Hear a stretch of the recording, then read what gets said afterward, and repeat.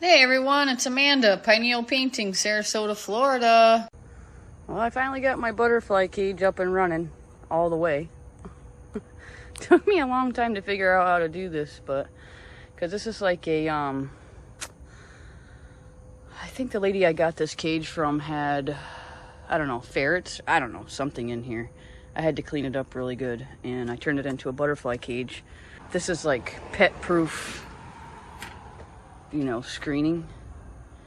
And so basically I've got about, I don't know, 15 or 16 butterflies in here that crystallized, and I've got one that's hanging right now.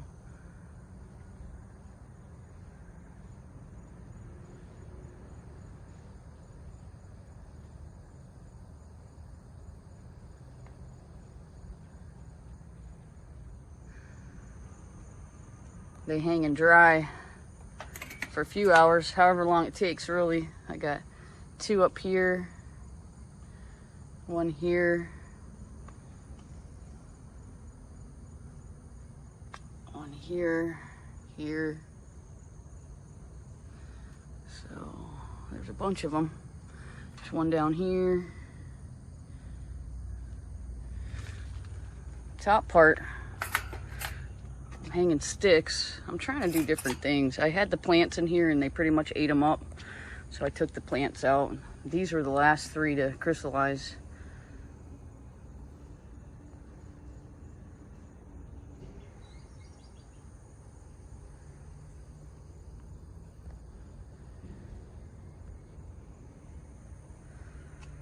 So there's 1 up here.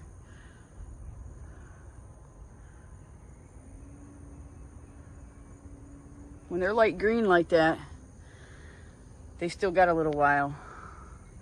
This one here, he's turning black. That one's, when they start turning black like that, it lets you know that it's not gonna be long. They're gonna start hatching. So this one's hanging. Got 1 hanging today, so.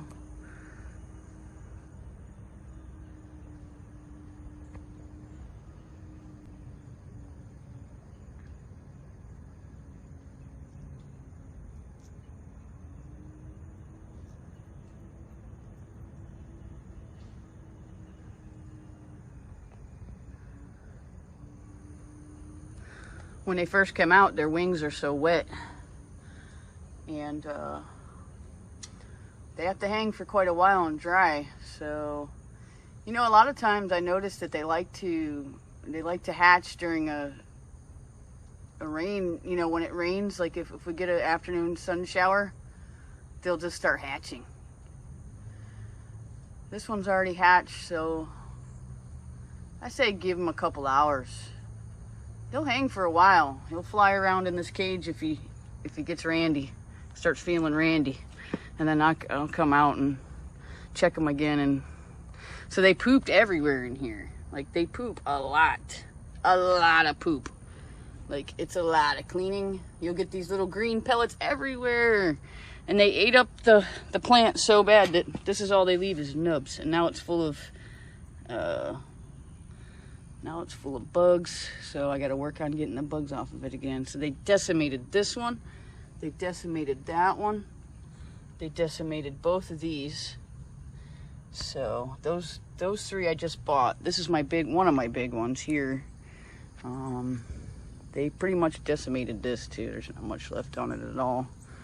So I had these inside the cage, but once they ate them up. See, this one here is black. I don't know if you can see it very good, but this one right here, this one's like black. So I imagine today that one will hatch too. I think today I probably have, probably be 1, 2, 3. I might have 3 or 4 hatched today. So they'll hatch and then they'll hang and dry. So amazing. Okay, this is the milkweed plant that is basically the only plant that the monarch butterfly will lay its eggs on.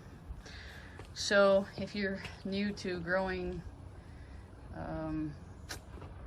milkweeds, as you can see here, some are floating away already, but these seed pods, they'll grow onto the plant, and that's what they are. They're seed pods. So they open up after they dry up. At a certain point, they'll open up, and then the wind will carry them off, and they'll grow pretty much wherever they land, usually. But what I'm going to show you is, if you can grab these off before they get to this point, actually, it's a lot better. It's easier to harvest the seeds, and if you do a lot of butterflies and you want to get a lot of milkweeds going, then, and look, there's aphids on this pack here. All those yellow bugs, a bunch of aphids on there. They'll get you too. But yeah, try to get these off, these seed pods. If you can get them off before they open, it's a lot easier to harvest the seeds, guys. So take the seeds and plant you some more milkweeds. I've got jars and jars of seeds inside. I love harvesting seeds. So you can see right here, some are getting ready to float off, and this is what they do. They'll open up, and then they'll start floating everywhere, almost like a dandelion would do. So yeah.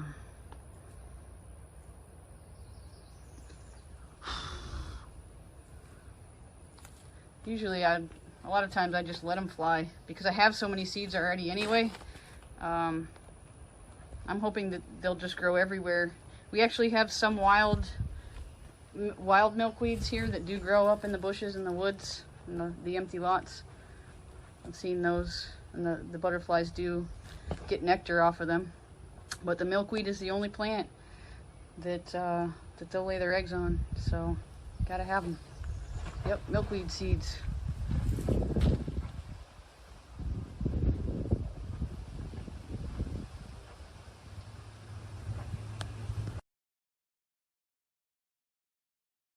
Let's see. I got, oh, there's 3. Oh, wow. I got 3 this morning. Brand new hatched. There's still a couple more. 3 down here. How many in the top? Oh, I got 1 in the top. Look how beautiful they are when they first come out. Oh, so beautiful. And then they fly around so much, and their wings get so tattered. Oh, he's on my phone. There he goes. Some people just grab them by the wings. I don't really like to do that. I don't know. I mean, when I get them in my hands, then I'll kind of hold them a little bit. But do you want to come out? Okay, come on. Oop. He's in the gazebo. This is why you gotta grab onto him, because otherwise they'll damage trying to get him out. Here he goes. Sometimes they take their time. They don't really want to fly away. Go, go, go. Your wings are ready. There he goes. There's 2 more in here. Let's see. They look pretty dry. Yeah. Let's see if I can get this one out. Come on. I'll try grabbing him. Come on. I got you. Now I got his wings. There you go. Here they go. There's another one. Let's see. Last one. I'll take the stick out of the way. Try to get him by his wings. Oh, I don't want to. Come on, buddy. Yeah. There you go. just went right over my head.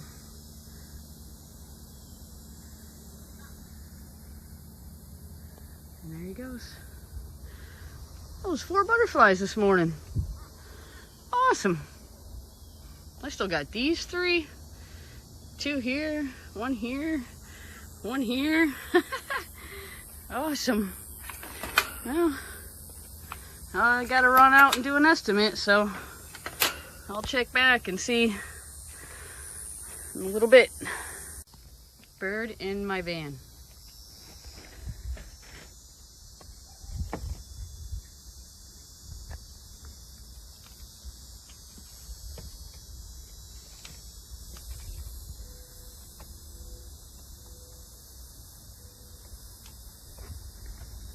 Carolina wren.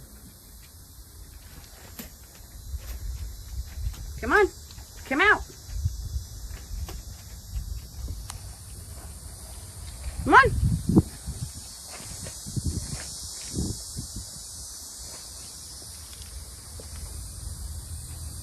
I'm gonna let him out. I'll try to open the other side.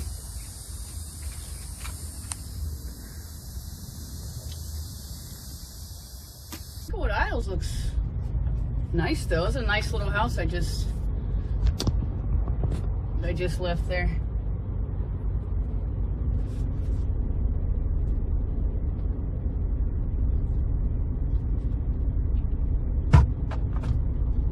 A lot of people still don't even have their roofs on. We're like getting ready to, we're actually already in hurricane season. Sorry, I'm thirsty. And a lot of people don't even have their roofs. They still have tarps that are weathered and tethered and blowing around in the wind. People have old tarps on it that have been up on their roof for a year and have been through so many storms, and they're all ripped up, and I don't know how that's even, they're pretty much pointless by that point. Just threads left. Poor people around here. A lot of elderly people, and they can't get up there and fix the tarp on the roof. I feel so bad every time I drive by one of those houses. I think I should just offer to go up there and fix that for them, but then I know, like, you know, it's liabilities involved, and it seems like sometimes when you try to help people, you know, people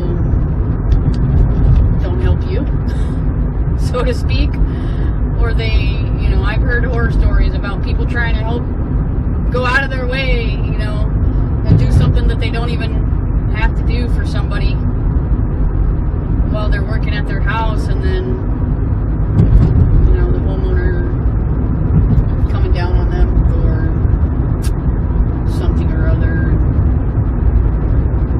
not being respectful and appreciative for somebody helping them. And so I think that's what causes a lot of people to not really want to help each other anymore. You know, we've been so happy for so long. We're so unappreciative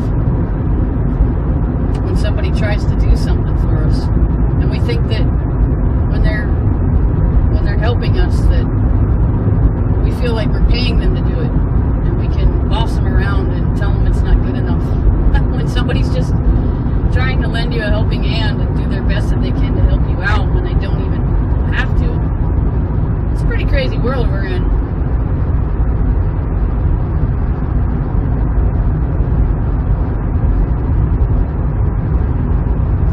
I don't really let that stop me. I'm trying to also learn that I'm trying to be better at not trying to help everybody all the time.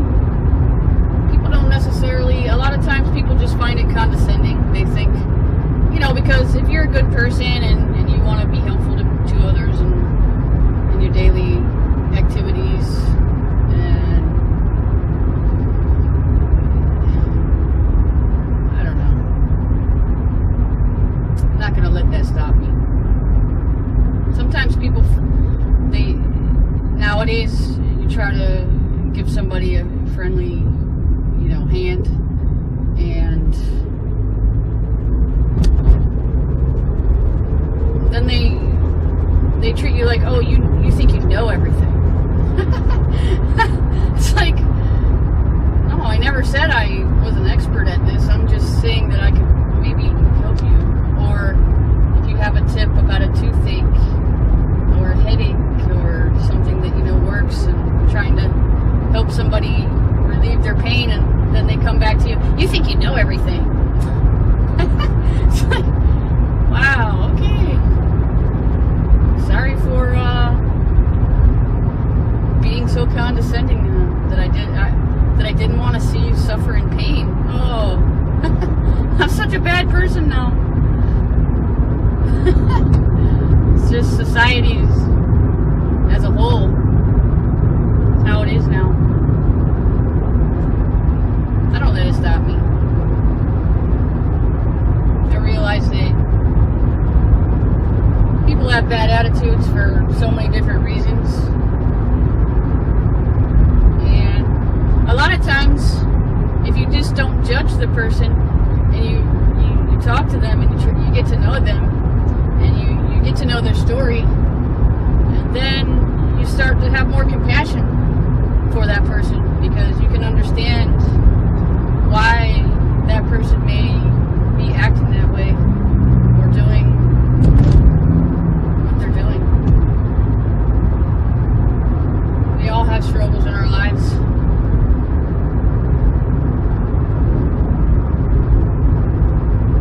We should all try to be more compassionate and understanding to each other. But a lot of people, they don't want help. They take that as a sign of, arrogance.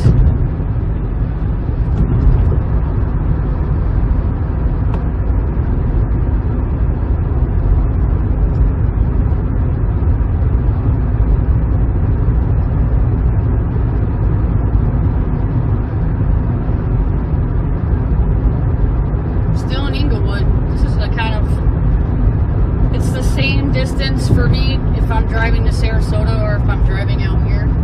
It's just a whole separate direction, which I'm not typically used to driving. And I don't know, I think I accidentally went to 41, and I didn't want to go to 41.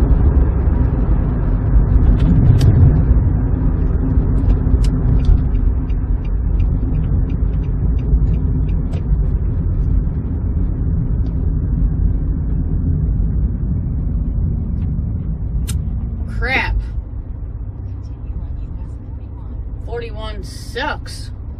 I didn't want to go here. I wasn't even paying attention to my GPS because I was too busy yapping, talking about society and helping people. Look at me now. I'm on the 41. 776 was kind of a better ride.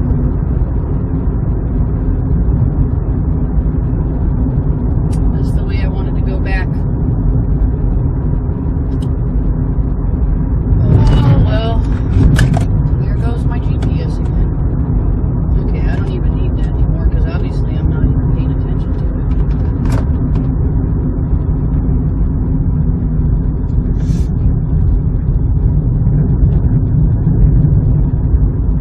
I'm actually not far now. Heading back home, check my butterflies.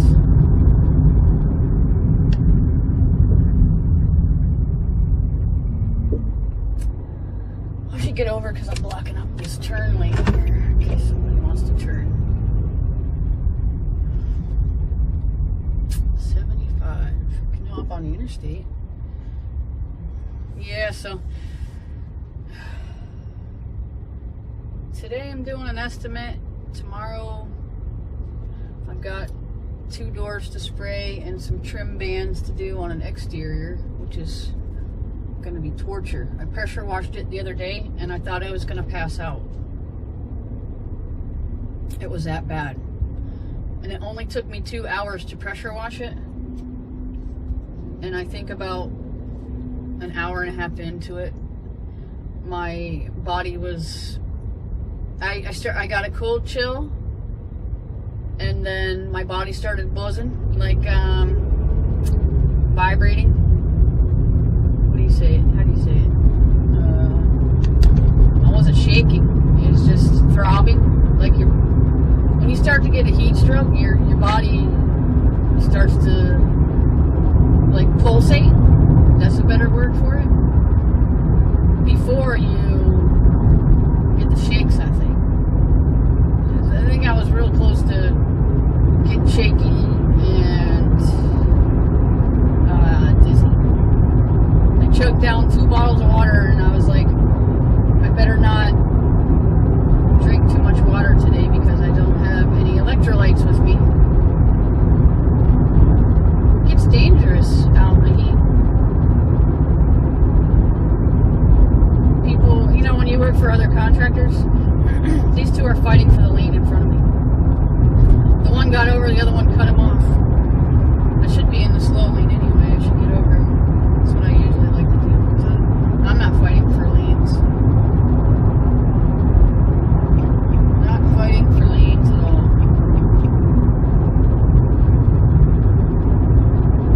So anyway, what I was saying is,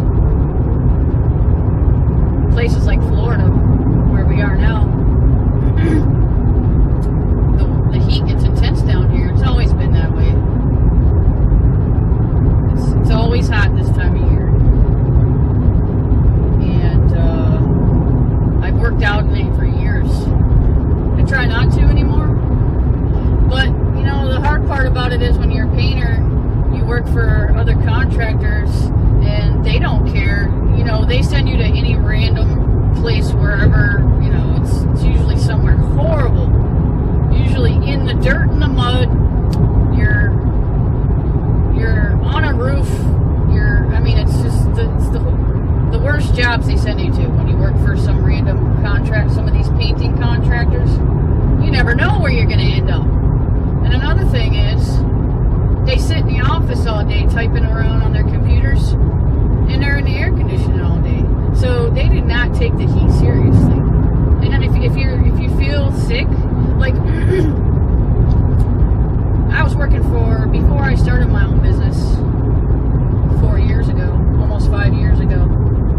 The last two, or one of the last contractors I worked for, I'll leave it unnamed, but they, you know, there was a couple days where I would hear the office complaining about, you know, a couple of the guys they called off, and they weren't feeling good. They were sick, and it was because they were out in the heat all day the day before. And they, you know, when you work for these other contractors, they don't take the heat seriously.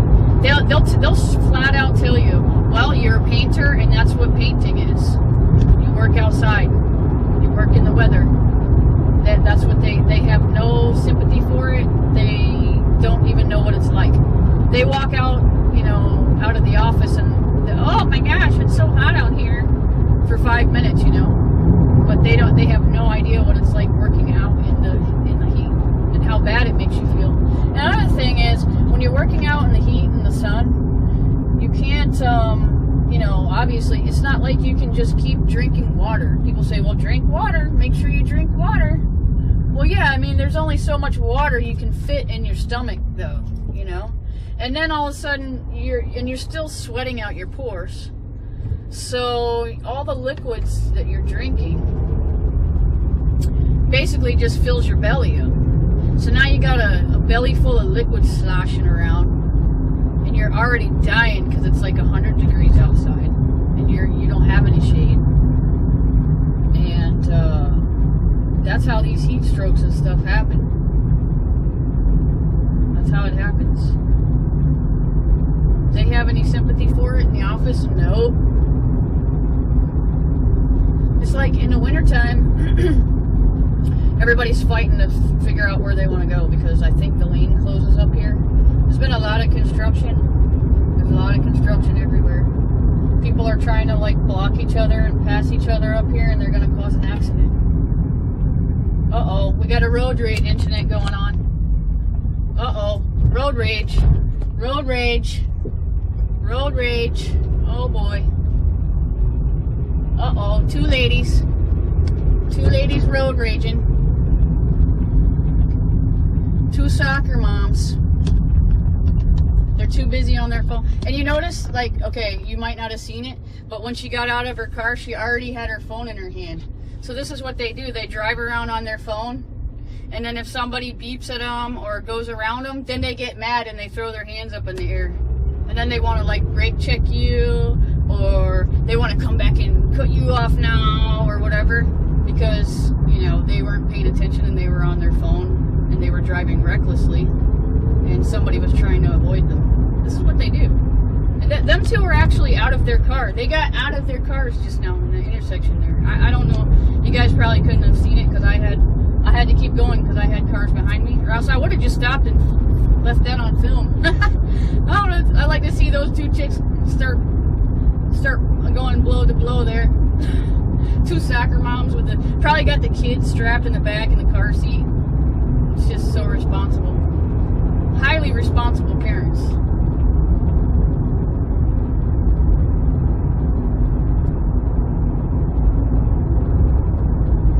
And you know what? I can guarantee you what that was what happens with when it's the lane. You're coming up to a lane closure, right? And everybody's got to merge into one lane. You guys know how it is. You always got that one person that instead of slowing down and merging in, they're gonna speed up and try to cut somebody off. And I'm pretty sure that was what was going on in that incident back there. And I only saw a little bit of it, but the one car pulled in front of the other in the middle of the road and stopped all of the traffic. Can you believe that? She's so entitled.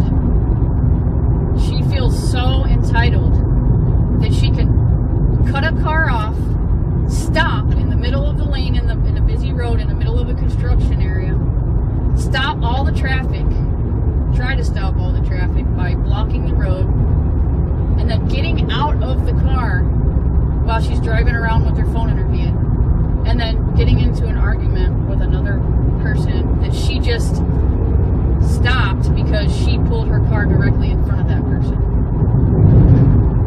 You see the logic there? That she thinks she's so entitled and she's so in the right. Even if that car, you know, even if the other lady cut her off before that, I'm not quite sure where she decided it was a good idea to have a road rage incident. Just back off, let the other car go. You know, it's not worth it. I like those Kia Stingers. Those shark fin gray. My friend's got one. It's nice. Every time I go over there, I'm like, I like your car. Of course, hers is like a sport model.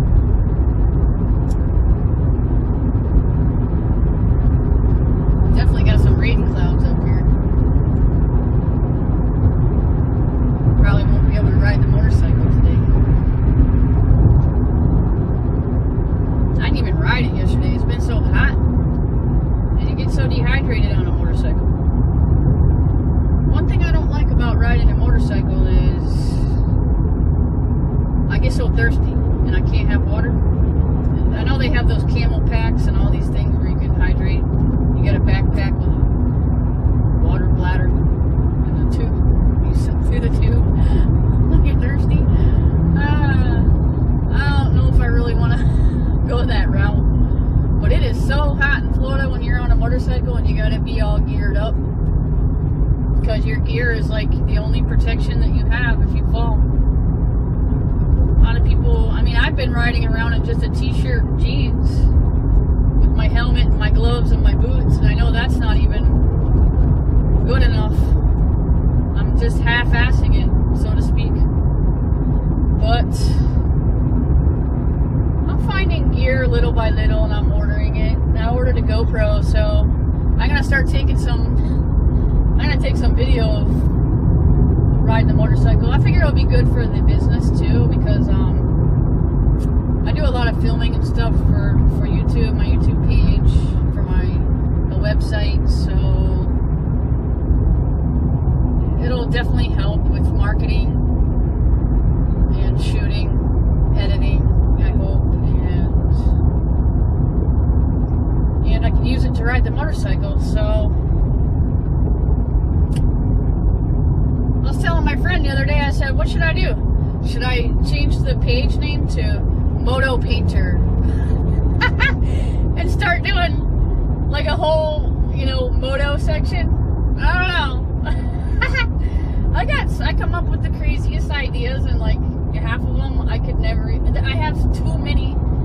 I don't know. Does anybody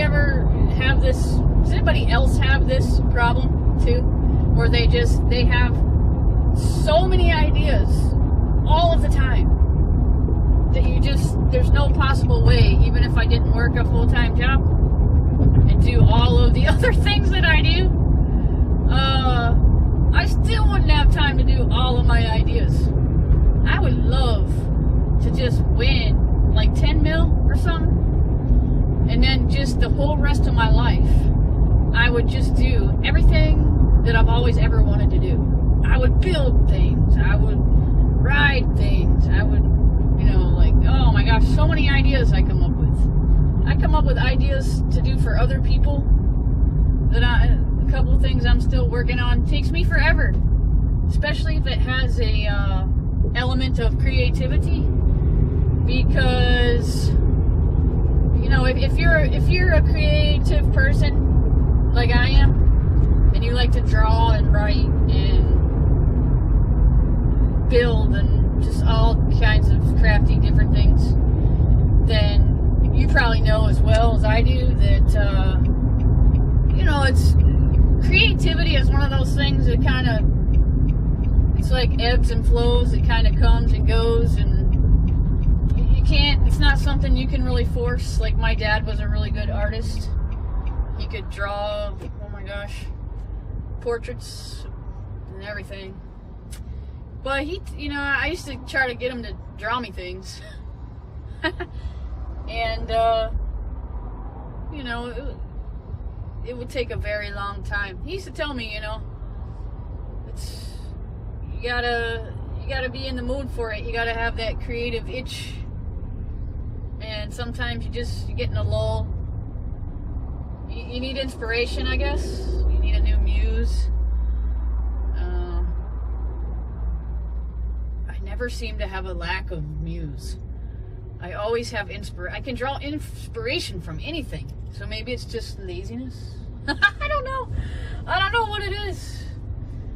But I get in these moods where I want to paper mache and all kinds of crazy glue and hot glue gun and cardboard and all this stuff, and I'm like, and then I get halfway done with my project, what I want to make, and then it sits there for 6 months until I get another hankering for creativity, and then I dive right back in. Plus a lot of it is timing, but I always try to, especially for people, no matter how busy I get, I always make time for my loved ones and the people that I'm close with. People that care about me. People that actually want to know how I'm doing and reach out to me, talk to me, call me, invite me over, see how things are going. Those are the people that I always make time for them. Always. I'll always make time for the people, for my people, always. I'm never too busy. It might take me a week or two to get over there, because if my schedule is jammed, then I stick to I'm a very regimented, organized type of individual. So I'm kind of right-brained and left-brained in that sense, where I'm a contractor and I have the creative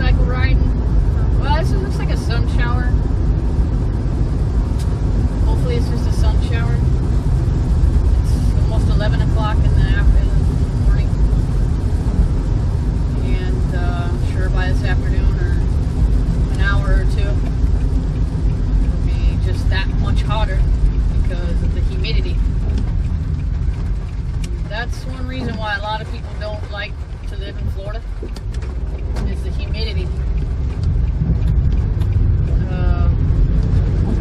My cousin, she lives in Phoenix, Arizona. She came back for a visit just recently, a couple months ago. She was dying. She was dying here. She grew up here. She was dying. She's like, oh, I'm ready to go home. This humidity is killing me. Shoot. No doubt.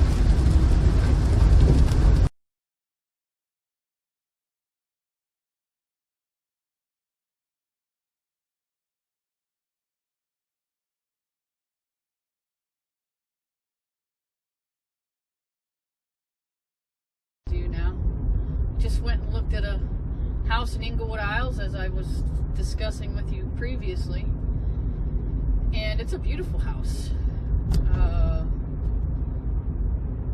I was showing her, you know, she said it's been more than 10 years since her house has been painted. I rubbed my hand across the paint, the wall, and it's very chalky, very dry. She's got a lot of discoloration, a lot of mold, a lot of cracking. So I was pointing a lot of these things out to her, and you know, I'm honest, so I told her, you know, it's not an emergency, obviously, but when you do think about repainting, you let me know, because what I do is I seal all of my exterior houses, and I will seal all these cracks, and I will caulk all these cracks for you. And I went through the whole thing with her, and by the time I was getting ready to leave, she asked me to give her a quote for both. So that's how that works out. You go for an estimate on a pressure wash, a simple pressure wash, and you end up with a full repaint. And it's a beautiful house, and it's got quite a bit of shading, so I would love to do it. Also, this homeowner that I just spoke with out at Englewood Isles is a reference from my amazing accountant, Mark